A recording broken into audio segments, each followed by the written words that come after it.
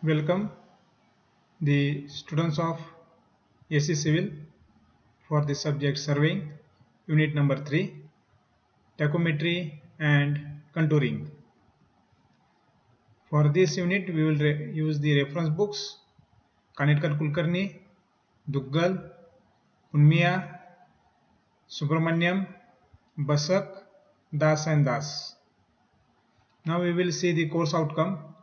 On successful completion of this course, student will be able to define and explain basics of plane surveying and differentiate the instruments used for it. Second course outcome, express proficiency in handling surveying equipment and analyze the surveying data from these equipment. Third, describe different methods of surveying and find relative positions of points on the surface of the earth. Fourth course outcome, execute curve setting for civil engineering projects such as roads, railways, etc. Fifth course outcome, articulate advancements in surveying such as space-based positioning systems. Sixth course outcome, differentiate map and aerial photographs, also interpret aerial photographs. Now we will see the course objectives. With the successful completion of the course, the student should have the capability to describe the function of surveying in civil engineering construction. Second course objective, identify the sources of measurement errors and mistake, understand the difference between accuracy and precision as it relates to distance, differential leveling and angular measurements. Third course objective, identify and calculate the errors in measurement and to develop corrected values for differential level circuits, horizontal distance and angles for open or closed loop traverse. Fourth course objective, effectively communicate with team members during field activities, identify appropriate safety procedures for personal protection, properly handle and use measurement instruments. Fifth course objective, be able to identify hazardous environments and take measures to ensure one's personal and team safety.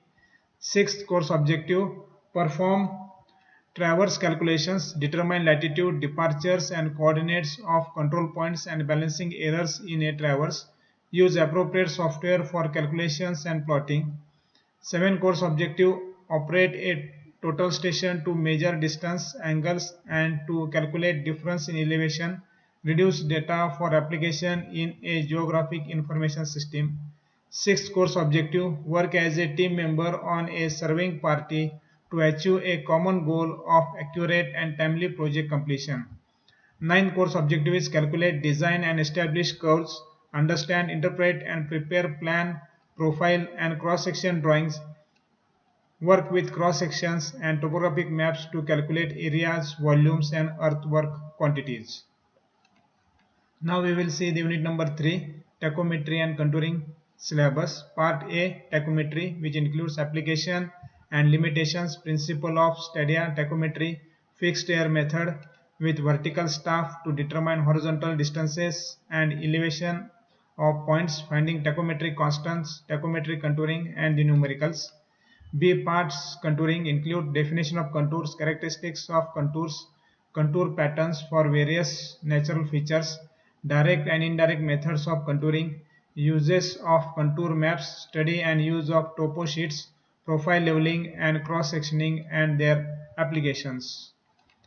Now we will see part A, tachometry.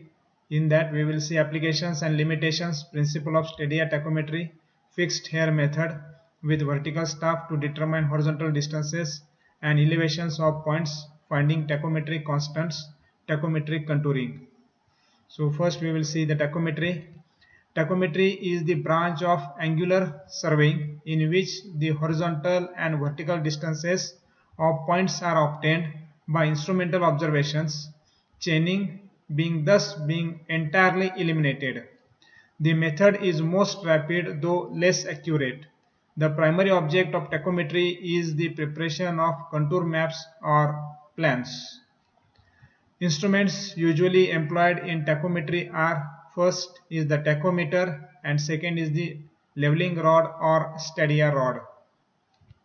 Now we will see the first tachometer. In a general sense is a transit theodolite having a stadia telescope, that is a telescope fitted with a stadia diaphragm that is a telescope equipped with two horizontal hairs called stadia hairs in addition to the regular crosshairs.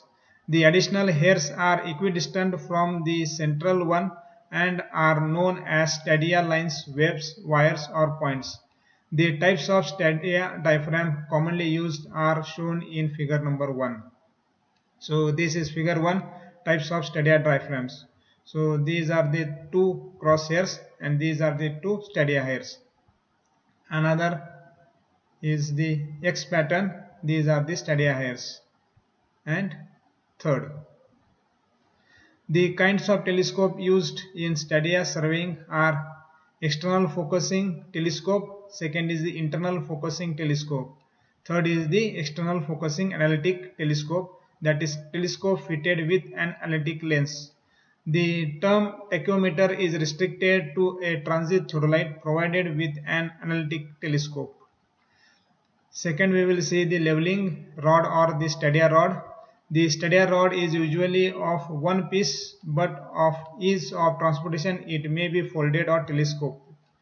It is 5 cm to 15 cm wide and 3 meter to 4 meter long. It is graduated in meters, decimeters, centimeters and millimeters. So we have seen the tachometry. Now we will see the applications of tachometry. The primary object of tachometry is the preparation of contour maps or plans. Tachometry is extensively used on topographic surveys, location surveys for roads, railways, reservoirs, etc. Tachometry can be used for checking more precise measurements. Tachometry is well adapted for locating contours and filling in detail in topographic surveys. So we have seen the tachometry applications. Now we will see the tachometry limitations. The method is most rapid through less accurate. The accuracy of tachometry is less than of chaining, but it is far more rapid in rough and difficult country where ordinary leveling is tedious and chaining is inaccurate, difficult and slow. When obstacles such as steep and broken ground, deep ravines, stretches of water or swamps are met with, tachometry is best adapted from the point of view of speed and accuracy. So we have seen the limitations of tachometry. Now we will see the principle of stadia. So here we can see the figure where the lens is there and this is the line of sight and the image, the reading will be there on this side and the image will be on this side. So O, capital O, that is optical center of the object glass. A dash, C dash, B dash, that is equal to top, axial and bottom hairs or the lines. BCA, that is equal to points on the staff cut by the three lines. B dash and A dash, this is the I, that is the interval between the stadia lines or hairs. B dash A dash is the length of the image of BA. BA, that is capital S, that is the staff intercept, difference of the stadia hair readings. Small f, that is the focal length of the object glass, that is the distance from the optical center O to the principal focus capital F of the lens. F1, that is the horizontal distance from the optical center O to the staff. F2, that is the horizontal distance from the optical center O to the image of the staff. F1 and F2 being called the conjugate focal lengths of the lens. Small d, that is the horizontal distance from the optical center O to the vertical axis of the tachometer, and capital D, that is the horizontal distance from the vertical axis of the instrument to the staff. So in triangle AOB, so here we can see triangle AOB and A dash OB dash. This is the triangle which is considered. So in triangle AOB and A dash OB dash being similar, AB upon A dash B dash is equal to OC upon OC dash, that is equal to F1 upon F2, or we can say as S upon I, that is equal to F1 upon F2. by the formula of the lenses 1 upon f is equal to 1 upon f1 plus 1 upon f2, that is f1 upon f minus 1 is equal to f1 upon f2, that is equal to s upon I, or we can say f1 is equal to f upon I multiplied by s plus f, the distance from the vertical axis of the instrument to the staff, that is equal to f1 plus d, where capital D is equal to f1 plus d plus f upon I s f plus d.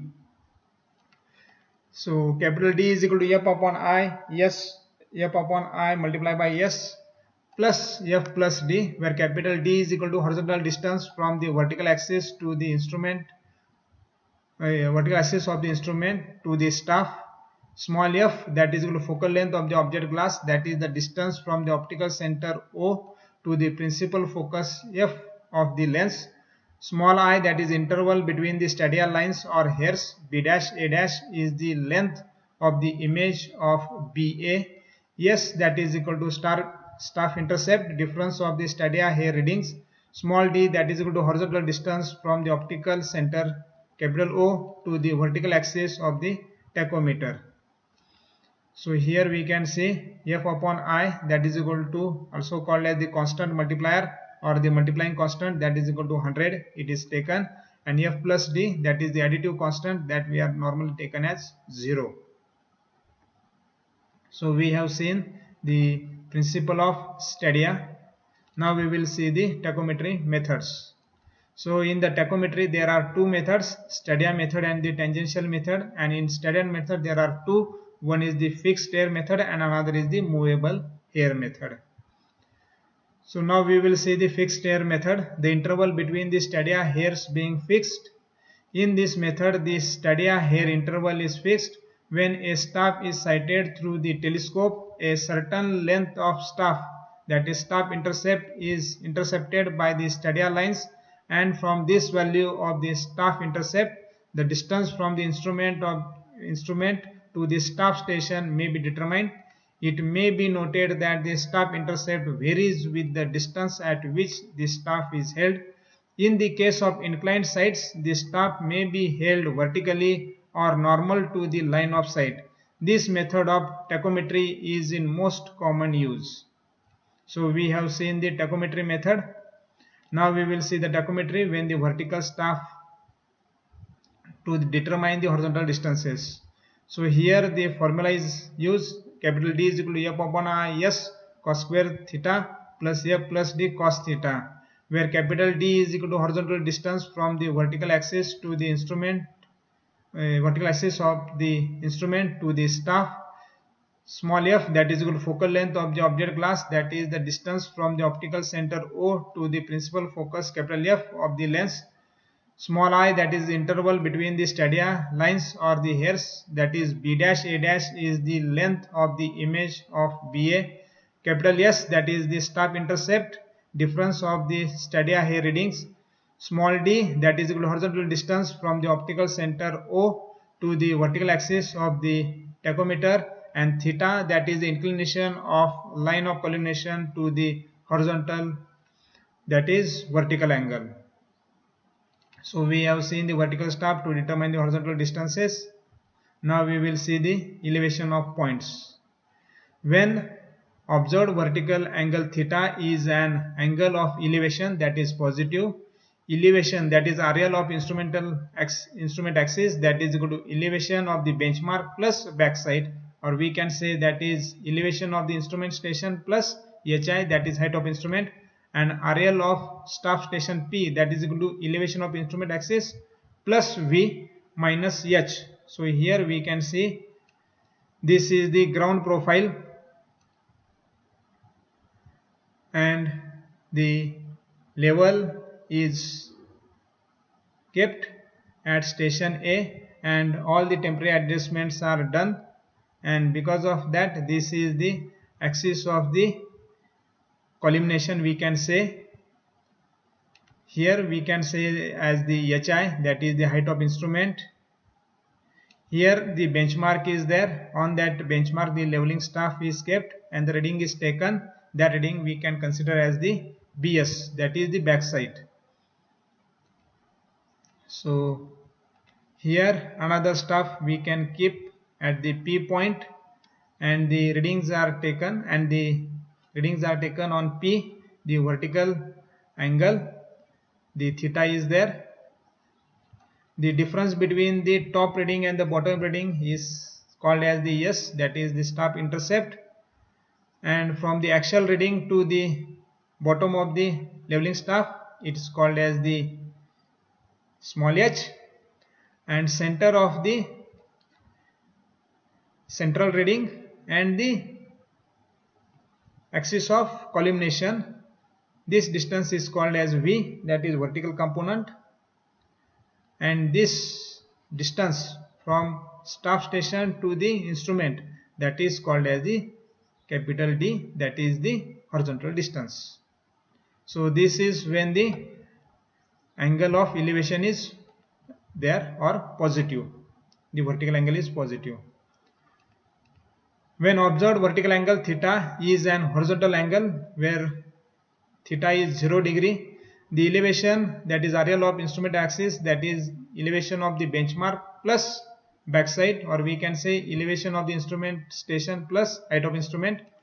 The elevation, that is RL of the station point, that is equal to instrument elevation of the instrumental axis minus h. So here this is the profile of the ground. The instrument is properly leveled at point A. This is the line of collimation. This is the height of instrument. On the benchmark the leveling staff is kept and the reading is taken, that is the backside. At P point the staff is held, the station point P. So the readings are taken. So there is no any vertical angle, so it is 0. This is called as the S, the top and bottom reading difference. This is the small h, axial reading to the bottom of the leveling staff, and from the leveling staff to the instrument the horizontal distance is called as the capital D. And now when the observed vertical angle theta is the angle of depression, that is negative, vertical angle is negative, elevation, that is RL of instrumental axis, that is equal to elevation of benchmark plus backside, or we can say as the elevation of instrument station plus HI, or the height of instrument. Elevation, that is RL of station point P, that is equal to elevation of instrumental axis minus V minus H. So here we can see this is the profile of the ground. The instrument is kept and properly leveled. All the temporary adjustments are done. This is the line of collimation or the axis of collimation at station A. This is the height of instrument. The benchmark is there. On that benchmark the reading is taken. This is backside. The staff is held at point P. The readings are taken on the staff which is held at P point. The vertical angle, that is theta. The top reading and the bottom reading, the difference is called as S, that is staff intercept. The axial reading to the line of collimation, that is called as V, that is the vertical component, and from the axial reading to the bottom of the leveling staff, that is called as H, and the distance between the leveling staff and the instrument station, that is called as D, horizontal distance. So we have seen the elevations of the point. Now we will see the finding tachymetric constant. Two methods are available for determining the values of constant, that is F upon I and F plus D of a given instrument. In this method, in the first method, the value of F plus D is obtained by direct measurement and that of the F upon I by computation, as the stadia here interval, that is I, is too small, not exceeding 2 mm to 3 mm, to be measured very accurately. In the second method, the values of the constant, that is F upon I, that is multiplying constant, and F plus D, the additive constant, are obtained by computation. So we will see the first method procedure. First step is sight any far distant object and focus it properly. The second step is measure accurately the distance along the top of the telescope between the object glass and the plane of the crosshairs, that is diaphragm screw, with the rule.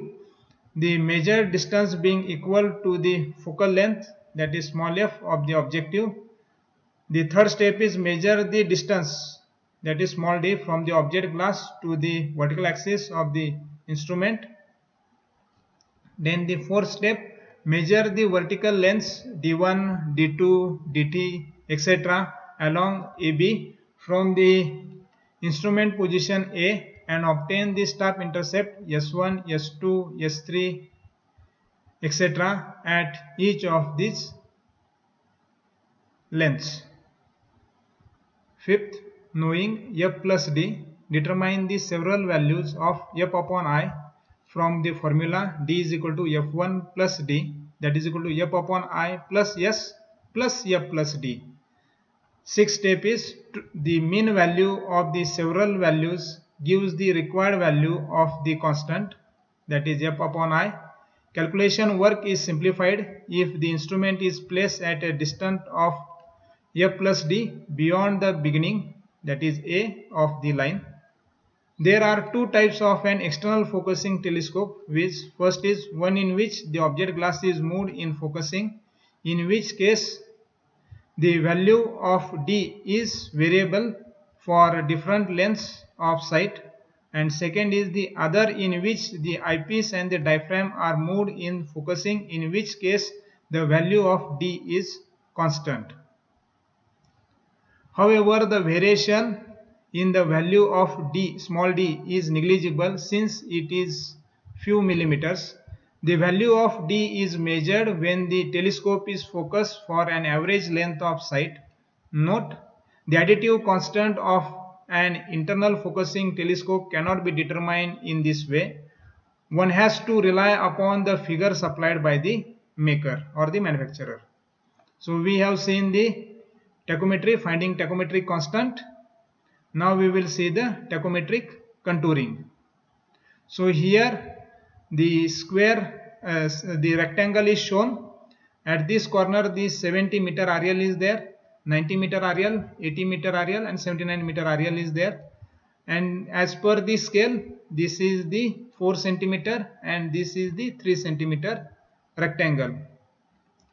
Now how to determine the contour for horizontal bottom, that is this 90 and 70. So 90 we have to consider as the datum, 90 minus 70 we will get 20 meter, and now we want to draw the contour of 85 meter. So 90 minus 85, it will be 5 meter. So for 20 meter distance, the 4 is the centimeter on the paper. So for 5 meter on the ground, how much will be the distance x on the paper? So x will be determined by cross multiplication. 5 multiplied by 4 upon 20, it will be 1 centimeter, that is from the 90 meter. So from 90 meter, 1 centimeter, this is the point of 85 meter contour. Now similarly we have to determine for the vertical left, that is 90 and 80.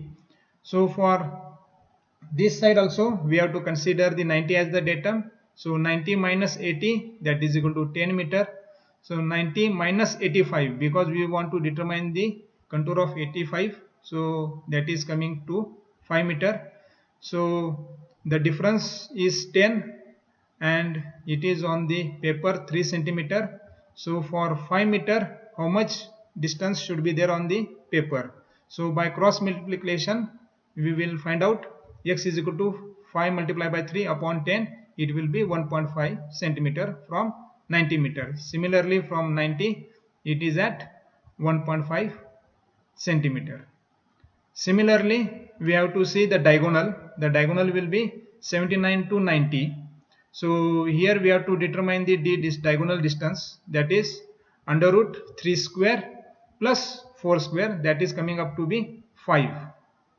So 5 centimeter it is. So 90 -79, it is 11 meter on the ground. Similarly, 90 minus 85, we have to determine the 85 contour, that is coming up to be 5 meter. So for 11 meter on the ground, 5 centimeter on the paper.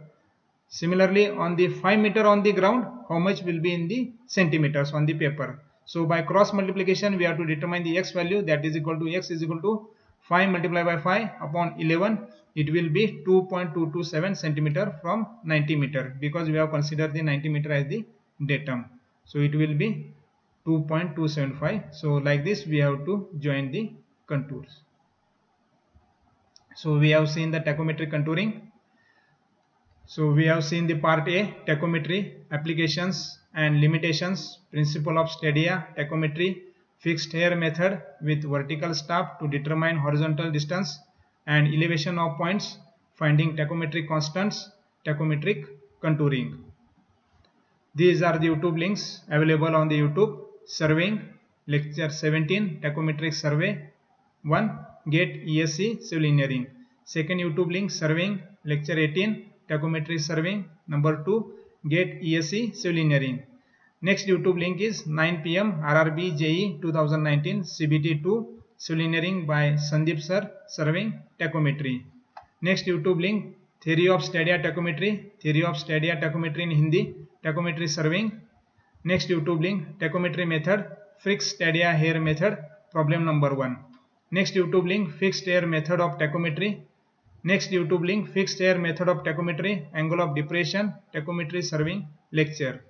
Next YouTube link, tachometry method, indirect contouring, tachometry constant, multiplying and additive constant, how to plot contours on a survey plan with reduced level RL, points interpolation of contours, how to plot contour map on a given terrain. So we have seen part A, tachometry, applications and limitations, principle of stadia, tachometry, fixed hair method with vertical staff to determine horizontal distances and elevations of point, finding tachometry constant, tachometry contouring. So this is the syllabus of unit number 3, tachometry and contouring. Part A, tachometry, which includes application and limitations, principle of stadia tachometry, fixed hair method with vertical staff to determine horizontal distances and elevations of points, finding tachometry constant, tachometry contouring, numericals. Part B, contouring, which include definition of contours, characteristics of contours, contour patterns for various natural features, direct and indirect methods of contouring, uses of contour maps, study and use of topo sheet, profile leveling and cross-sectioning and their applications. Thank you all students.